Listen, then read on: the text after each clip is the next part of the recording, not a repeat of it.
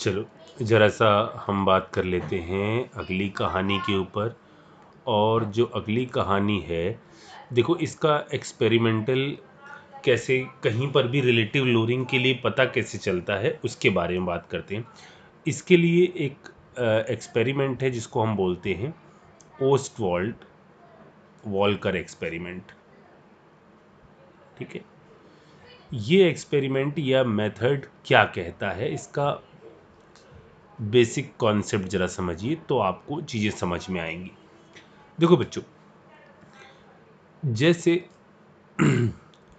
मान लो घरों में कूलर लगा हुआ है।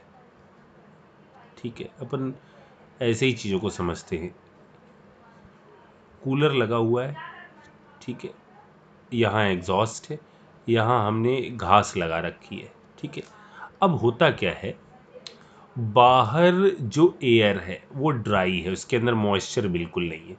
जब ये इस चैम्बर के थ्रू पास होती है तो ये क्या करती है, मॉइस्चर को एब्जॉर्व कर लेती है और उसके बाद घर में फेंक दी जाती है, जिससे कूलिंग इफेक्ट आता है, घर ठंडा ठंडा लगता है।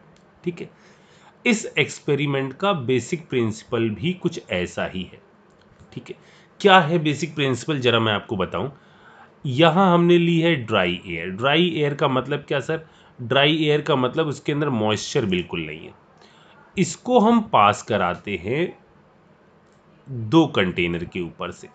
ठीक है, ये कंटेनर नंबर 1, यहां हमने रखा है सॉल्यूशन।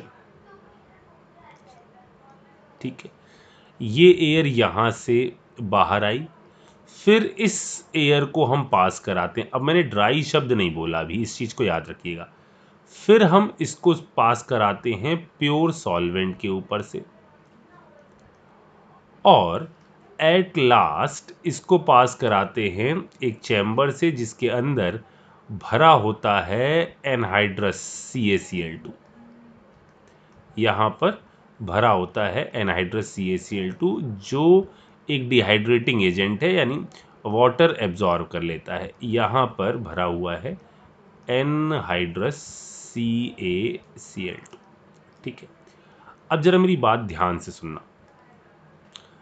देखिए, ये ड्राई एयर, अच्छा देखो यहाँ सॉल्यूशन भरा हुआ है। ये सॉल्यूशन ऊपर कितना प्रेशर बना रहा होगा, यहाँ पर जो इसकी वाटर वेपर होगी, सॉल्यूशन है तो प्रेशर किसके बराबर बन रहा होगा, ये सॉल्यूशन प्रेशर बना रहा होगा PS के बराबर। ये बात समझ में आ रही। अच्छा, यहाँ जो सॉल्वेंट है ये कितना प्रेशर यहाँ पर बना रहा होगा, ये प्रेशर बना रहा होगा PS0 के बराबर। पहले ये बात समझ में आई। ठीक, यहां जो प्रेशर होगा PS मतलब PS0 × इसके बराबर। अच्छा, इसमें PS में और PS0 में हम सबको पता है कि PS वाला जो है ये छोटा है, PS0 बड़ा है। अच्छा एक बात सुनो, जैसे कूलर वाला केस था, यहां से ड्राई एयर पास हुई थी, इसने यहां से मॉइस्चर एब्जॉर्व किया था। ठीक है, वैसे ही ये ड्राई एयर यहां से चली और यहां पर जब गई तो इसने यहां से मॉइस्चर एब्जॉर्व करना चालू किया, इस कंटेनर से। इस कंटेनर से इसने मॉइस्चर एब्जॉर्व करना चालू किया। जब ये यहां से बाहर निकली है ड्राई एयर, तो इसमें प्रेशर किसके बराबर था, ये बराबर था PS के बराबर। तब तक एब्जॉर्व करती रही जब तक इस ड्राई एयर का प्रेशर किसके बराबर ना हो गया, इसके बराबर। ठीक है, अच्छा, अब जब ये यहां से बाहर निकली तो यहां वेपर क्या हो गई, यहां वेपर का अमाउंट क्या हो गया, डिक्रीज कर गया। ये वेपर का अमाउंट डिक्रीज कर गया तो क्या हुआ, इस सॉल्यूशन को तो इक्विलिब्रियम पर रहना है, इसने और वेपर बनानी चालू करी। ये तो ड्राई एयर इधर निकल गई। अच्छा एक बात बताओ, यानी इस सॉल्यूशन ने अपना वेट जो है वो लूज किया होगा। ये बात समझ में आ रही कि नहीं आ रही, कि यहां पर इस सॉल्यूशन का वेट जो है वो लॉस हो गया होगा। क्यों लॉस हुआ सर जी, क्योंकि यहां से इसने मॉइस्चर एब्जॉर्व कर लिया, यानी जो वेपर थी इसको लेकर बाहर निकल गई अपने साथ, इसका प्रेशर किसके बराबर आ गया, इसका प्रेशर आ गया पीएस के बराबर। यहां इसने वापस पीएस मेंटेन करने के लिए और वेपर उड़ाई तो लिक्विड लेवल कम हो गया, जिससे इसका वेट लॉस हो गया। अच्छा, एक बात और, जो वेट लॉस बाय सॉल्यूशन है वो इस पर पीएस पर कैसे डिपेंड कर रहा है। अगर पीएस ज्यादा हुआ, अगर यहां जो गैस निकली है, इधर से जो गैस जा रही है, इसका प्रेशर ज्यादा हुआ, यदि इस गैस का प्रेशर ज्यादा हुआ बच्चों, तो इस कंटेनर ए से इसने ज्यादा मॉइस्चर एब्जॉर्ब किया होगा। ये बात समझ आ रही? यदि इसका प्रेशर ज्यादा, तो इसका मतलब यहां से, इस जगह से इसने खूब सारा मॉइस्चर एब्जॉर्ब किया होगा, तो ये खूब सारा पानी उड़ाएगा। यानी weight loss by solution is directly proportional to PS. पहले ये पहला पॉइंट समझ में आया कि नहीं आया? अगर यहां पीएस की वैल्यू कम होती, इसका मतलब थोड़ा सा ही उड़ाता, वापस वही वेपर बन जाती। पहला पॉइंट समझ में आ गया? ओके। अब बात यह है, यहां इसके पास प्रेशर है पीएस के बराबर, ठीक है। जब यहां से ये बाहर जाएगी तो इसके पास प्रेशर कितना होना चाहिए? मान लो कि इसके पास यहां पर 20 रुपए हैं, ठीक है, 20 रुपए इसके पास है। यहां पर जो वेपर बन रही है, इसके बाद इसके पास इधर आने पर पैसे हो जाते हैं 80 रुपए। यानी इसने यहां से कितने रुपए कलेक्ट किए? इसने यहां से कलेक्ट किए कितने रुपीस? 60। मतलब सर, मतलब ये कि पीएस वाली ये वेपर जब यहां से निकली, तो इसके बराबर, इसके पास प्रेशर किसके बराबर का हो गया? पीएस नॉट के बराबर। यानी इसने यहां से कितना एब्जॉर्ब किया होगा?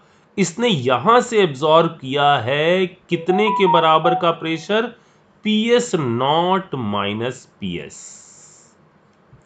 अब मैं इसी एनालॉजी से क्या एक चीज आपके सामने और रखूं, देखो ये आपको क्या समझ में आ रही है? Wait loss bye solvent.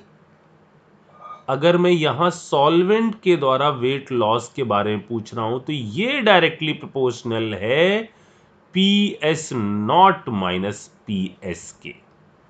पहले बताओ, ये आया समझ में? ये डायरेक्टली प्रोपोर्शनल है P S not minus P S के। सिंपल सी बात है यार। यहां से यहां निकली है तो कितना प्रेशर आ रहा है इसका? इधर मान लो 80 था, इधर 20 था। ये डिफरेंस जितना ज्यादा होगा, उतना ही ज्यादा तो इसने यहां से चीजें एब्जॉर्ब करी होंगी, और जितनी ज्यादा चीजें एब्जॉर्ब करी होंगी, उतना ही इसको वापस उड़कर वही वेपर बनानी पड़ेगी। समझ में आ गई मेरी बात? अगर ये ज्यादा एब्जॉर्ब कर जाता, यानी 80 वाला ये जो टर्म है, मैं इसको कल थोड़ा सा बढ़ाऊंगा यार, ये 80 वाला जो है और ये 20 वाला जो है, ये डिफरेंस जितना ज्यादा होता जाएगा, उतना इसने यहां से एब्जॉर्ब किया होगा, और जितना इसने एब्जॉर्ब किया होगा, उतना ही वेट लॉस सॉल्वेंट में आपको नजर आएगा। इसमें अब घोर माठा मत करना, एक बार में इसको समझने की कोशिश करना, ठीक है। अच्छा, तीसरा, जब ये यहां पहुंचा, यानी किसके पास? एनहाइड्रस CaCl2 के पास, तो इसने अपना सारा मॉइस्चर जो है वो एनहाइड्रस CaCl2 के दे दिया। यानी weight gain by anhydrous CaCl2, ये वैल्यू किसकी? ये डायरेक्टली प्रोपोर्शनल किसके आ जाएगी? पीएस नॉट के बराबर आ जाएगी। अब देखो जरा बच्चों, आप यहां से, ये जो डायरेक्टली प्रोपोर्शनल के साइन है ना, इन पर आप टेंशन मत लो, क्योंकि आपको चाहे relative lowering in vapour pressure वाला फॉर्मूला लगाना है, चाहे आपको रिलेटिव लेवरिंग इन वेपर प्रेशर वाला फॉर्मूला लगाना है, उसमें भी कांस्टेंट उड़ जाएंगे। वहां आप किस चीज को लगाओगे? P S not minus P S by P S not, उसमें भी कांस्टेंट उड़ेंगे। और यदि नॉर्मल वाला जिसके अंदर वेट या मॉलिक्यूलर वेट पता करने होते हैं वो फॉर्मूला लगाओगे, यानी P S not minus P S upon P S, तो वहां पर भी चीजें उड़ जाएंगी। तो ये कांस्टेंट के लफड़े में मत पड़ना, ठीक है, वो कांस्टेंट ऊपर नीचे कट जाएंगे। अब इस पर सवाल कैसा आएगा, इस पर क्वेश्चन कुछ इस टाइप से आएगा। चलिए इसको मैंने यहां रखा हुआ है, देखो यहां क्या कहा जा रहा है, ड्राई एयर पास करी जाती है। बच्चे बहुत इसके अंदर बहुत मेहनत लग रही है, ठीक है, तो आप इस चीज़ की कदर को समझिएगा। यदि मैं क्लास में होता तो मुझे इतना टिटिम रचने की ज़रूरत नहीं पड़ती, लेकिन मैं दूर हूँ तो आपको वही फील लाने के लिए मुझे इतनी सारी मेहनत करनी पड़ रही है।